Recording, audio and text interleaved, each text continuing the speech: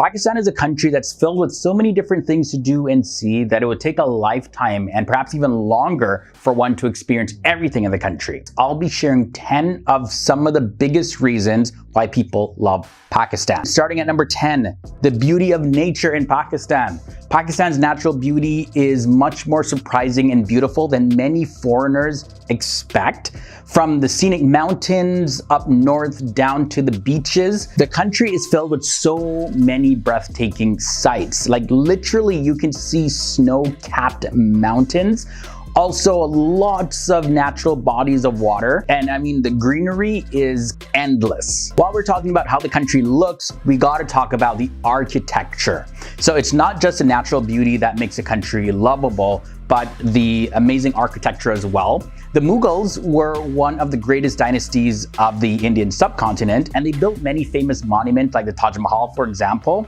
Now, you see, Lahore, Pakistan was the capital of the Mughal Empire for many, many years, which means that it contains some brilliant pieces of architecture.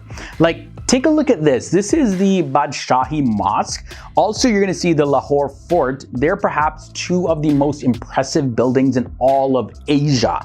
Both of these structures are just completely beautiful, and there are a lot more structures in Pakistan to see as well, like the Rohtas Fort, then there's the Shalimar Gardens, and also the Tomb of Jahangir. Another reason why people love Pakistan is that there's so many different languages in the country. The official number of languages actively spoken in Pakistan, they're actually quite numerous. So this means that as you go and travel through the country between the different towns and regions, there's going to be some languages that other groups and different regions just don't speak at all. Now, the most popular languages in Pakistan belong to the largest ethnic groups, but most languages in Pakistan belong to the Indo-Aryan language group, including Urdu, which is the national language of Pakistan. So if you're trying to learn many different languages, Pakistan definitely will keep you busy with that.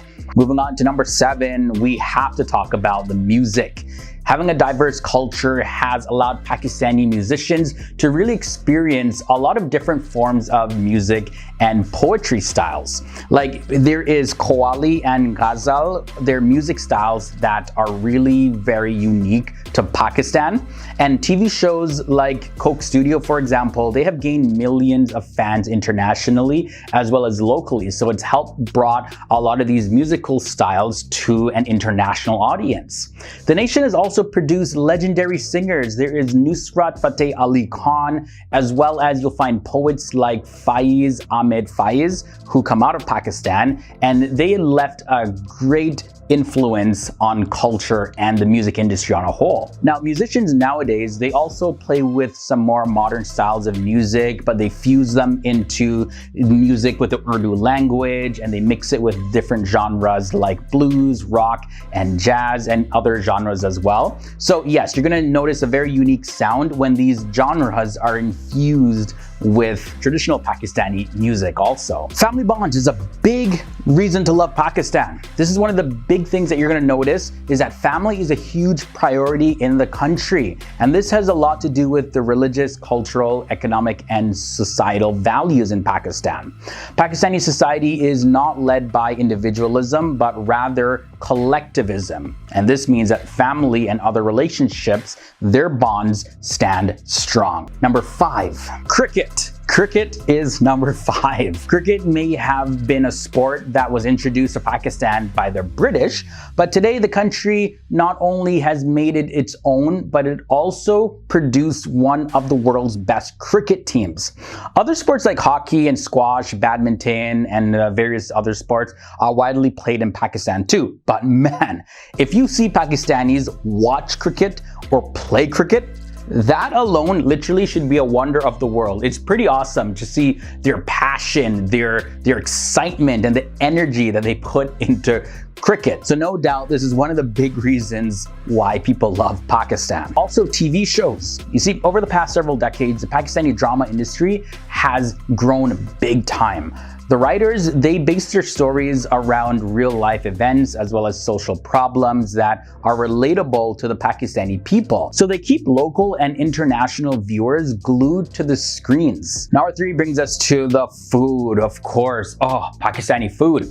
It's just awesome, guys. So I've had Pakistani food a few times in my life, and it's rich with spices, and it's sweet. Sometimes spicy and sweet at the same time. I love that mix. So you'll taste their savory curries, their grilled meats, their fresh fruits, biryanis, so much more to experience in Pakistani cuisine. And for example, like naan. I know, yes, it's just flat bread, but to me, it's not just flat bread. It's pretty much the best thing ever invented that could be an accompanying food to any meal. Just saying, I love my naan. I love it. Next up, we gotta look at the cultural diversity. Pakistanis aren't just one particular culture. A lot of people think that, oh, you're Pakistani, that just means one thing. No. Thanks to its historical and geographical and ethnic diversity, Pakistani's culture is really a melting pot of Indian, Persian, Afghan, South Asian, Central Asian, Western Asian influences all mixed up. There are over 15 major ethnic groups in Pakistan, which differ in their physical features, their historical bloodlines, their customs, their dresses, their food styles, and their music styles as well. Some of these include Punjabis, Sindhis, Pashtuns, Kashmiris, so many different ethnic groups in Pakistan. They all come from the regions as close to home as the Indus Valley or as far as places in Africa or even Tibet. Also, their influence of the religion of Islam has strongly shaped Pakistani culture since it first came to the region around AD 700. And the number one biggest reason why people love Pakistan, and I don't think anyone will argue with me on this one, is that Pakistanis are so hospitable. Guests, travelers, tourists, people that come to visit the country for any reason, whether they're domestic visitors or international visitors, they're always so welcomed with open arms by the Pakistanis. Even the poorest people who don't really have much status in society, they're welcome. Cultural and religious beliefs encourage Pakistanis to show love and respect to people who visit their country. For the religion of Islam, the dominant religion in the country, guests are seen as a blessing from God, and it is taught that they must be given the best treatment possible. So because of this is the biggest reason in this episode why people love and continue to love the country of Pakistan. It's a country that's continuing to increase in popularity, but what are some specific things that Pakistan is actually known for around the world? At number 10, we have the largest ambulance network. So Pakistan, yes, has the world's largest ambulance service, and it actually holds a Guinness Book of World Records for this. Pakistan's Edhi Foundation is listed in the Guinness Book of World Records, and it operates the world's largest ambulance network.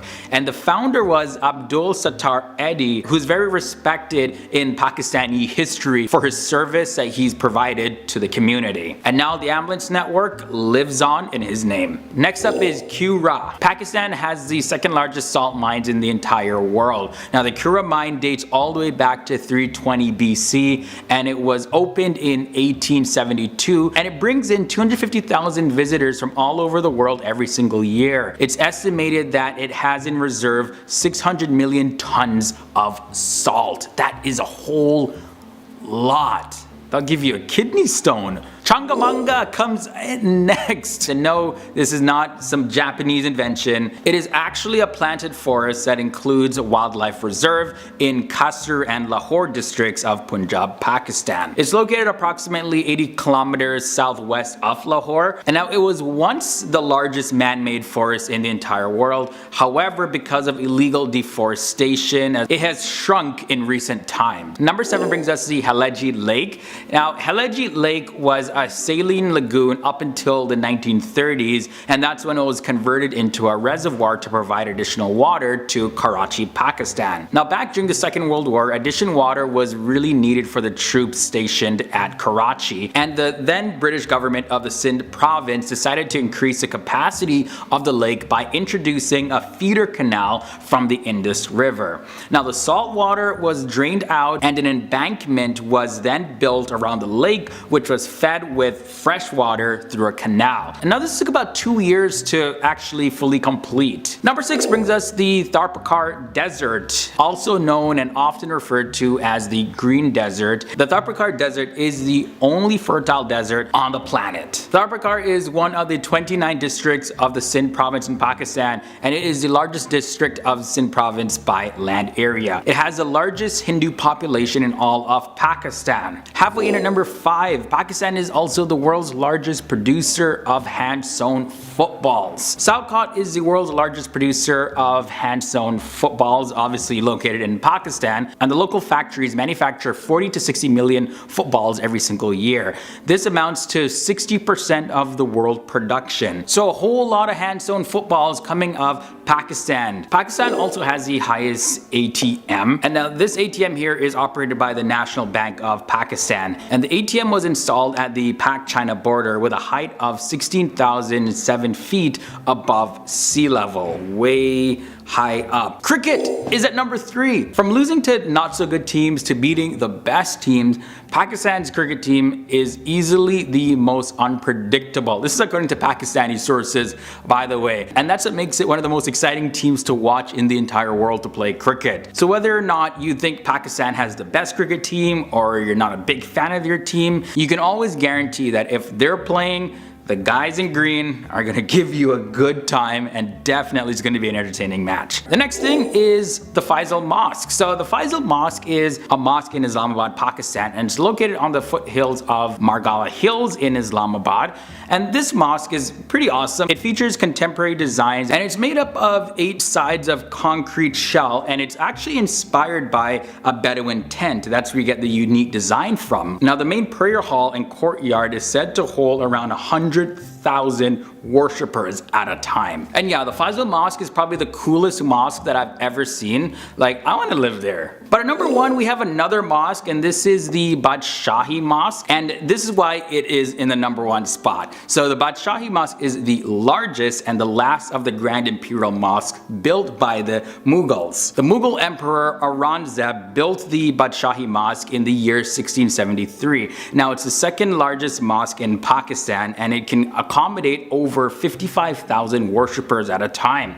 Since Pakistan split from India back in the year 1947, Pakistan has really uplifted the Badshahi Mosque as a symbol of the nation. And that's why it's the number 1 thing that Pakistan is known for around the world. 10 of the best cities in Pakistan. At number 10, we have Multan. Multan is an important city in Pakistan, which is also known as the City of Saints. And it's sometimes called the City of Sufis as well. Multan has attracted a large number of Sufi mystics in the 11th and 12th centuries. Multan is Pakistan's 5th most populous city and is located in the very heart of Pakistan. Multan was one of the most important trading centers of medieval Islamic India, and today Multan is a peaceful city. It initially lacked industry, hospitals, universities, and all of that, but it recently has seen a lot of industrial growth, and the city's population continues to grow as well. Faisalabad comes next at number 9. Faisalabad is the 3rd largest city in Pakistan and the 2nd largest in the province of Punjab after Lahore.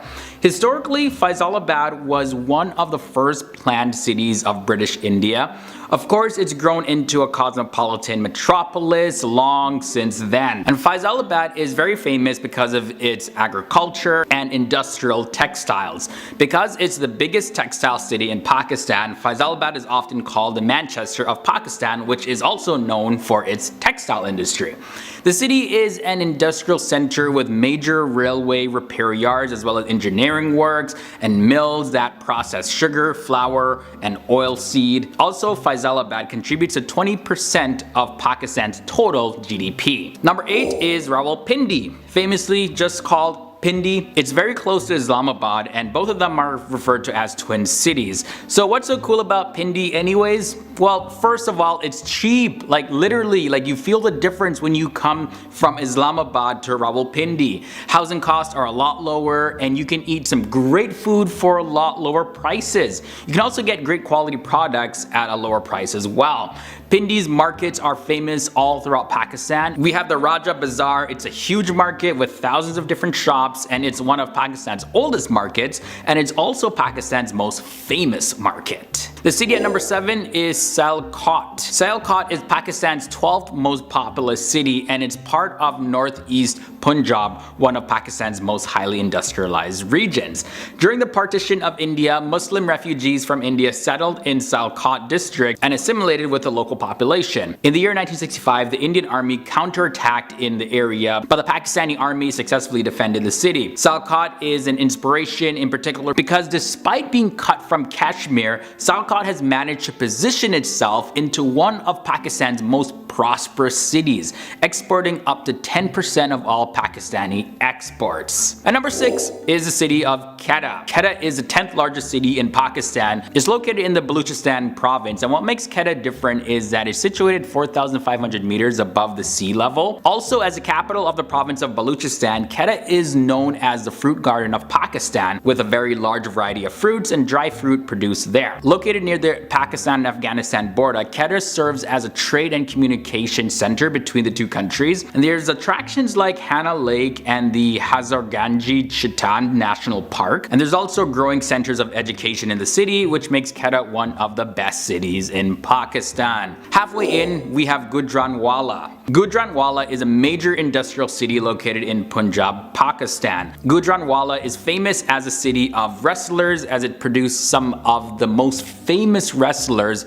in South Asia. Gujranwala is a major center of rail, highway, as well as river transportation, but interestingly enough, the town is safe from most of the industrial pollution that has taken over some of the bigger cities in Pakistan. By road, the city is less than 2 hours away from Lahore, the capital of Punjab, and 3 hours away from Islamabad, which is the capital city of Pakistan. Moving on to number 4, we have Peshawar. This city here is the entrance point of Pakistan from Afghanistan. Peshawar has been strategically important for centuries. So check this. It used to be a meeting and marketing place for people in the Middle East, India, as well as Central Asia. Afghan warriors would use Peshawar as a route to enter the subcontinent. Peshawar has evolved into one of Pakistan's most ethnically and linguistically diverse cities. In the last 3 decades, there has been a significant increase in urban population. The city at number 3 is Islamabad. Of course, we have to mention this city. Islamabad was built from scratch in the year 1965 as the capital of Pakistan.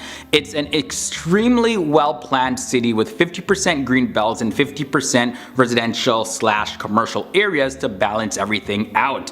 Pakistan has been experiencing a lot of development with up-and-coming technologies, and the city of Islamabad plays an important role with this. Along with 2 software technology parks with a wide range of national and international IT companies, the government of Pakistan is making tremendous efforts to reduce taxes on foreign investments in the IT sector and prevailing ways for foreign investments in the country. Islamabad also has the highest HDI, which is a Human Development Index, in all of South Asia. Awesome achievement for the city. Lahore comes at number 2. Lahore is popular not just for its tourist attractions, from seeing priceless artifacts to historical sites to shopping places to a variety of restaurants. The options are completely endless if you are a tourist. Due to its rich culture, it's sometimes referred to as the cultural center of Pakistan, and the heritage of Lahore includes its way of life, its people, its poets, its artists, and its streets. And you can definitely feel the vibe of this city while you're sipping on some hot chai at the Pak Tea House. Now, the number 1 city is Karachi. Karachi was apparently founded in the year 1729, so way back, as the settlement of Karachi. The new settlement is said to have been named in honor of my Karachi, whose son is said to have slayed a man-eating crocodile in the village. Today, Karachi is the capital of Pakistan's province of Sindh, and Karachi is the most populated city in all of Pakistan. Karachi is the industrial and financial center of Pakistan, and it's also the most cosmopolitan city. Karachi is famous for its diverse cultures, amazing architecture, and for being the largest revenue generating city in the whole country. Now, we don't have the most accurate numbers, but it's estimated that the population of Karachi is between 15 and 23.5 million people. The Karachi Stock Exchange is also one of the best performing stock exchanges in the world. Pakistan has many great minds and intelligent people born out of the country, and although Pakistan was established in the year 1947, it has such a rich history of science. Starting off at number 10, we have the pleuroperitoneal shunt. Syed Amjad Hussain, who's a doctor from Peshawar, invented the pleuroperitoneal shunt. Now this is a surgically implanted catheter, and it transports fluid from the pleural space. The pleural space is the thin fluid, filled space between the two membranes of your lungs. The fluid then goes into the peritoneal cavity in the lungs where it's absorbed, relieving breathlessness in patients, and this is used to treat pleural infusions that happen to people with certain kinds of cancers in their chest. Syed Hussain also invented a special endotracheal tube to supply oxygen during fiber optic bronchoscopy in patients who are awake. Number 9 is non-explosive fertilizer. So back in the year 2013, a Pakistani firm invented a new formula to make fertilizers that cannot be converted into bomb-making material. The firm Fatima Fertilizer had succeeded in making non-lethal alternatives to ammonium nitrate, which is a key ingredient in the fertilizers it makes. Previously, fertilizers with ammonium nitrate could be made into some type of explosive. Now the Fatima group had come under fire before when it was found that the ingredients from their factory were being used to make certain explosive devices. But good on them for making non-lethal alternatives now. Next up is the Segarvina instrument. The Segarvina is a string instrument designed for use in classical music, and it was developed entirely in Pakistan over the last 40 years at the Sanjanagar Institute in Lahore by Raza Qasim. This instrument here is a little bulky one, and the strings attached to two big round shells. It's traditionally kept on the floor and played sitting down, and it has been made famous in recent times by people like Noor Zira, who is the daughter of Raza Qasim. The brain virus comes at number 7. This is a boot sector computer virus, and it was dubbed Brain. And it was one of the first computer viruses ever made in history. It was created back in 1986 by the Farooq Alvi brothers in Lahore, Pakistan. And it was reportedly made to deter unauthorized copying of software that they had written. So the virus came complete with the brothers' address and 3 phone numbers, as well as a message that told the users that their machine was actually infected and that they should call any one of these numbers to help remove the virus. The program was originally used to track a heart monitoring program for IBM PC, and people were distributing illegal copies of the disks. Now this tracking program was supposed to stop and track illegal copies of the disk. Next up is hydropowered generator. Rehan Aziz Farooqi, he's an engineer from SWAT, and he invented a generator that can not only run on water, but it can also allow any engine, whether it's diesel, gas, or petrol, to run on water as well. This generator works by separating the hydrogen and oxygen found in water and converting them into viable energy sources. Next up is the Umayya Reservoir. Now this thing is named after the Pakistani neurosurgeon by the name of Ayub K. Umayya, and the Umayya Reservoir is a system that allows doctors to suck out cerebrospinal fluid or inject drugs into the brain of a patient. Now it's used to treat brain tumors as well as leukemia. In the case of a terminal cancer patient, it also allows doctors to inject morphine into their system so they can feel some relief from their pain that they're experiencing. Now let's look at the brain silicon chip connection. Dr. Naweed Syed, who is a biochemical engineer and faculty of the University of Calgary, he became the first scientist to connect brain cells to a silicon chip. Now this discovery is a major step in the research of integrating computers with human brains to help people control artificial limbs, as well as monitoring people's vital signs and correct memory loss or impaired vision. Kind of creepy, feels like we're living in the future, but hey, this is how science is going. I don't know how I feel about this, but it's still pretty cool anyways. We got 3 more left. Next up is the HDI, and that stands for the Human Development Index. Now this was devised by a Pakistani economist named Mahbub ul Haq in the year 1990, and had the explicit purpose to shift the focus of development economics from national income accounting to people-centered policies. This means that the HDI was meant to focus on the health, education, as well as the living standards of areas to measure human development, not the amount of income. A country scores higher HDI when the lifespan is higher, the education level is higher, as well as the GDP per capita is higher. Number 2 is human waste to biological minerals. So this one's pretty cool. So for many third world countries, the risk of contracting deadly diseases due to poor sanitation is a huge problem. So in an attempt to fix this problem, a team headed by Professor Sohail Khan, who's a Pakistani researcher, they designed a clever laboratory that transforms human waste into biological charcoal and minerals. And the final Pakistani discovery and invention I want to look at is the SMB probe. Since its creation, nuclear power has created multiple disasters all around the globe. Just check your history books. Now, in an attempt to counteract this problem, Sultan Basharuddin Mahmud, he created the SMB probe, which is thought to reduce the chance of nuclear disaster by a significant amount. The SMB probe's job is to keep power plant operations under control and check whether they are any sort of heavy water leakages, thereby reducing the possibilities of any kind of accident. We'll be looking at the 10 best foods to try in Pakistan. From the paddy rice fields of the Sialkot province down to the southern coast of Sindh, Pakistan is a haven of rich and flavorful foods. With the local supply of fresh produce, mounds of spices often found spread out on market stalls, and the availability of highly experienced skilled cooks, Pakistan produces some of the very fine delicacies. Alright, starting off at number 10, we have halwa puri. Halwa puri is a traditional Pakistani breakfast that features semolina pudding or halwa and a soft fried dough called puri. Halwa is typically made with a mixture of fried semolina and sugar syrup, which is then combined with nuts such as pistachios and almonds. The sweet dish is flavored with aromatics like green cardamom pods, cara essence, and cloves, and is usually enhanced with yellow or orange food coloring for a more vibrant looking dish. Puri is a soft and fluffy fried bread consisting of dough made with flour, water, salt, and oil. Up next, we have Sikh kebab.